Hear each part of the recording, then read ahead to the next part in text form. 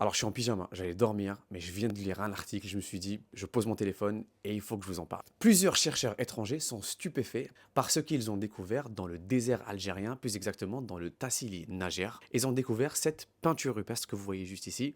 À première vue, on n'arrive pas trop à comprendre ce que c'est, mais regardez quand ils ont reproduit le dessin juste à côté, on voit une personne, une sorte de chaman, d'humain, enfin bref, entouré de formes géométriques qui ressemblent à des champignons. Ces champignons sont partout sur le corps, mais aussi sur la tête. Et c'est la toute première preuve qui date de la préhistoire que les humains, il y a 8000 ou 9000 ans, utilisaient des champignons hallucinogènes dans leur quotidien. Alors oui, ça peut vous paraître un petit peu louche.